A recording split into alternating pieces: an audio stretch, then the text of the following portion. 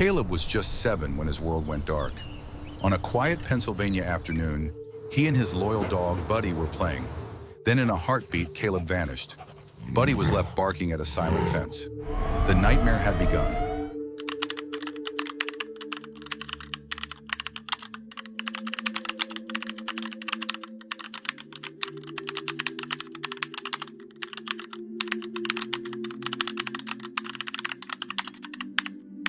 Sarah Miller ran out of her kitchen, her hands still dusted with flour. The golden sun of Willow Creek was hanging low, but the yard was deathly still. "Caleb," she called. Her voice was thin, like paper. She looked at the swing set, still swaying slightly. She looked at the sandbox. It was empty. Buddy, their golden Labrador, was standing at the far edge of the yard. His fur was bristling. He wasn't barking at a squirrel or a ball. He was staring at the heavy wooden fence that separated their lives from the woods beyond. He was growling, a deep, chest-shaking sound Sarah had never heard before. "Buddy, where is he?" she cried. The dog didn't turn. He just kept growling at the shadows. Within minutes, the peaceful silence of the suburbs was shattered by the wail of police sirens. The Miller family's life had just hit a wall. The first night was a descent into pure terror. A cold, biting rain began to fall, soaking the hundreds of volunteers. Then a chilling report crackled over the search party's radios. A mountain lion, a massive and hungry predator, had been spotted just a mile away. The town froze. Sarah's heart didn't just break, it shattered. Had her little boy been taken by a beast? Buddy wouldn't stop pacing. He kept running to the back fence, scratching at the wet dirt until his paws were raw and bleeding. The police thought the dog was just spooked by the lion's scent. They pulled Sarah away, telling her to stay inside for her own safety. Every time the wind shook the trees, it sounded like a struggle. The fear of the lion hung over the neighborhood like a dark cloud. Sarah sat by the window all night, clutching Caleb's favorite toy. She watched Buddy stare into the darkness, his golden eyes reflecting a danger no one else could see. The searchers came back at dawn with empty hands and heavy hearts. But Buddy wasn't looking for a lion in the woods. He was looking for something much closer to home. The weeks turned into months, and the months turned into long, hollow years. In Willow Creek, life moved on for everyone except the Millers. The yellow ribbons tied to the oak trees faded under the sun and frayed in the wind. The news vans packed up and moved to the next tragedy. John Miller, Caleb's father, became a ghost of a man. He went to work, came home, and sat in silence. But Sarah never gave up. She was a mother, and a mother's soul has a compass that always points toward her child. Every single night she baked a blueberry pie. It was Caleb's favorite. She would leave a slice on the porch, the sweet scent drifting into the night air. "He'll smell it," she would tell the neighbors. "He'll follow the smell home." They looked at her with wet eyes and pity. They thought her grief had turned into madness. Buddy stayed by her side, but he was no longer the playful pup. He became a silent sentry. He grew thin. He spent his days lying by that same spot at the fence, his ears twitching at sounds no human ear could catch. 3 years after Caleb vanished, a tiny spark of hope nearly ignited a forest fire. A local hiker found a small red sneaker near an old abandoned mill. Sarah's heart took flight. It was Caleb's size. The police rushed back into action, diving into the creek and tearing apart the old mill. But Buddy acted in a way that confused everyone. He didn't want to go to the mill. He dug his paws into the ground and refused to move. Instead, he started acting aggressive toward Mr. Artie Vance, their elderly neighbor. Artie was a veteran, a man who had lived on Maple Street for 40 years. He was the one who brought Sarah bread when she was too sad to cook. He was good old Artie. One afternoon, Buddy snapped. He broke his leash and charged at Artie's garden shed. He barked with a fury that shook the neighborhood windows. Artie stepped out, looking shaken and hurt. "I think the poor dog has lost his mind," Artie said in a soft, trembling voice.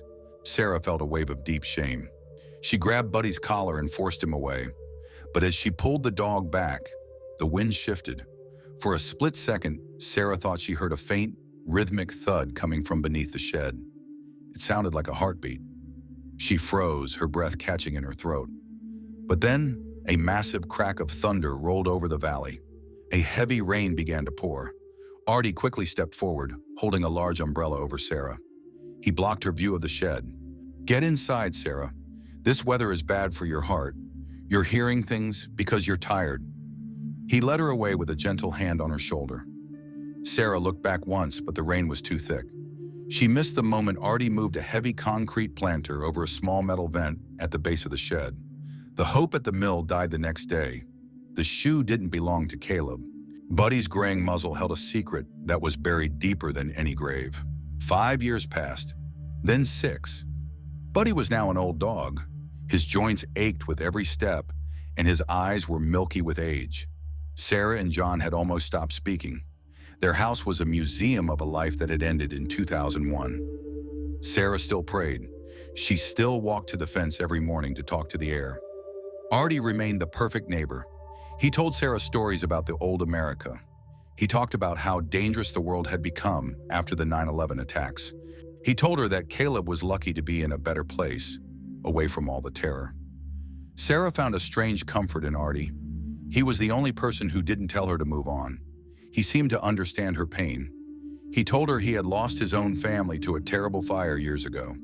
He was a lonely man, and she was a lonely mother. They were bound by their losses, or so she believed. In the spring of the 7th year, the city sent a crew to Willow Creek to fix the aging water lines. A large truck with heavy equipment parked right in front of the Miller house. Buddy, who usually stayed on his rug all day, suddenly stood up. His legs were shaking, but he walked to the edge of the yard and began to howl. It was a sound of pure pain. A young worker named Mike was using a special radar tool to check the ground. He laughed at the old dog, but Buddy wouldn't move. Buddy walked right up to the sensor and sat on it. Mike moved the machine a few feet over, onto Artie's property line. He stopped. He looked at the screen and rubbed his eyes. "Hey, boss, you need to see this," Mike shouted. Sarah walked out of her house, her heart beginning to thud against her ribs. Mike showed her the screen. "There's a massive metal structure about 8 feet down. It's too big for a tank. It has right angles. It looks like a room." Sarah felt the world tilt. She looked at the spot. It was exactly where Buddy had spent 7 years of his life. Artie Vance came out of his house then. He looked ghost white. His hands were tucked into his pockets, but Sarah could see them shaking. "That's just an old fallout shelter," Artie said, his voice high and tight. "From the Cold War. It's full of mold and bad air. It's dangerous. You boys stay away from it." Mike shook his head. "The radar shows fresh air movement, Mr. Vance. And look at the soil. It's been disturbed recently." Buddy started to dig. He used his weak old paws to claw at the grass. Sarah didn't ask permission. She grabbed a shovel from the truck. John came out and took the shovel from her, digging with a frantic energy he hadn't shown in years. The workers, moved by the look on Sarah's face, brought over a small digging machine. Artie began to scream, "You're trespassing! There's radiation down there! You'll kill us all!" But no one listened. The machine's metal teeth hit something hard. A loud clang echoed through the street.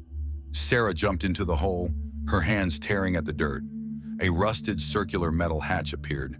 It was locked from the outside with a heavy, modern bolt. John smashed the lock with a sledgehammer. With a scream of complaining metal, the hatch swung open.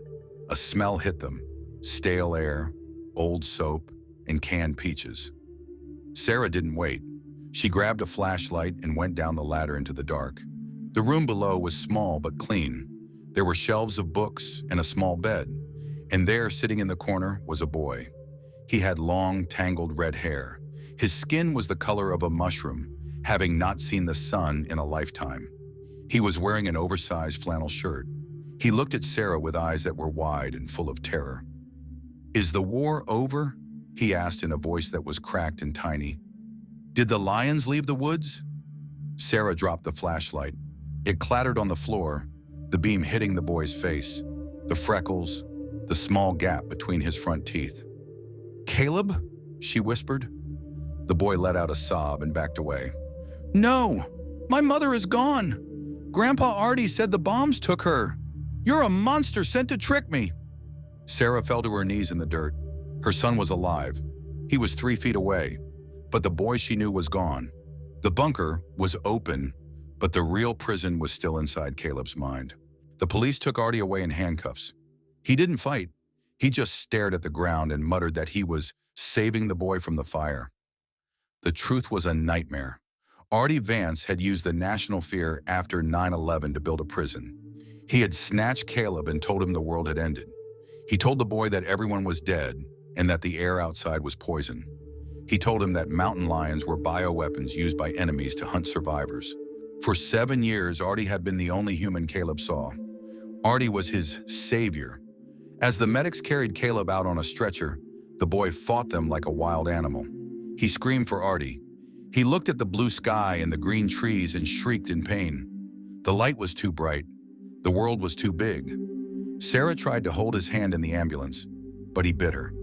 "You're a ghost," he cried. "Grandpa said the ghost would come." Sarah sat in the hospital hallway, her clothes covered in the dirt of her son's prison, feeling like she had lost him all over again. Caleb sat in his hospital room with the curtains closed. He wouldn't eat. He wouldn't speak to the doctors. He sat in the corner, staring at the door, waiting for the enemies to come and finish him. He told the therapist a story Artie had told him.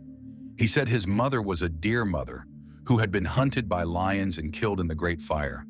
He truly believed Sarah was a demon wearing his mother's face. Sarah felt a despair so deep it felt like drowning. She went home to the silent house. She walked into Caleb's room. She found his old wooden music box. It was a simple thing, carved with a small bird. She also grabbed Buddy. The old dog was so weak he could barely get into the car. Sarah went back to the hospital. She walked into Caleb's room. She didn't try to hug him. She didn't try to talk. She just sat on the floor and opened the music box. The thin, sweet notes of Amazing Grace filled the sterile room. Caleb stopped rocking. He froze, his head tilted. Sarah began to hum along with the music. It was a low, soft sound. In the bunker, Caleb had heard that same humming through the vents for years. He had thought it was the wind. Now he realized it was a song. "The deer song?" he whispered. Sarah smiled, her face wet with tears. "It's not a deer song, Caleb. It's your song. I sang it every night so you would know I was still here. I was never gone." Caleb's eyes moved to the door. The song opened a door, but Buddy was the only one who could lead Caleb through it. Caleb was still trembling. He looked at Sarah with a mix of hope and intense fear. The 7 years of lies were like a thick layer of ice over his heart. Sarah whispered a name. "Buddy, come here, boy." The old Labrador limped into the room. His tail gave one slow, painful thump against the floor. Caleb stared at the dog. Artie had told him Buddy had been eaten by the lions on the first night. Caleb's hand reached out, shaking uncontrollably. He touched Buddy's head. The dog leaned into him, letting out a soft sigh. Caleb's fingers wandered to the dog's left ear. He felt a small, jagged scar. It was from the time Caleb had accidentally hooked Buddy with a fishing lure when he was 6 years old. They had cried together while Sarah bandaged it. As Caleb's thumb ran over that familiar scar, the ice finally cracked. A flood of memories hit him. The smell of the yard, the feel of the sun, the taste of blueberry pie. He didn't see a ghost anymore. He saw his mother. "Mom!" he choked out. The word was a sob. He threw himself into Sarah's arms. He buried his face in her neck, smelling the flower and the blueberry scent that she had worn for 7 years like armor. John joined them, his loud cries filling the room. Even the doctors in the hallway had to turn away to hide their tears. The lion of Artie's lies was dead. The Miller family was back from the grave. Buddy stood between them, his work finally done. He had stayed alive for this one moment. He had been the bridge between a stolen past and a beautiful future. The healing took time. Caleb had to learn how to be a teenager in a world that hadn't actually ended.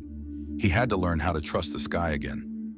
Artie Vance spent the rest of his life in a high-security prison, alone with his shadows. But Sarah and John didn't spend a second thinking about him. They were too busy watching Caleb discover the world. Buddy lived for exactly 1 month after the rescue. He spent every second of those 30 days at Caleb's feet. Caleb grew up to be a man who rescued others, a man who knew that no matter how deep the hole, love could always find a way out. Hope is a quiet thing, but it is stronger than any prison. Caleb's story reminds us that even when the world feels dark, there is always a light waiting to be found. And sometimes that light has 4 legs and a heart of gold. If Buddy's loyalty moved you today, please leave a comment below. We love reading your stories about the incredible bonds between humans and their pets. If you want to see more stories of hope and survival, click on the next video on your screen. There are so many more heroes waiting to be discovered. We'll see you there.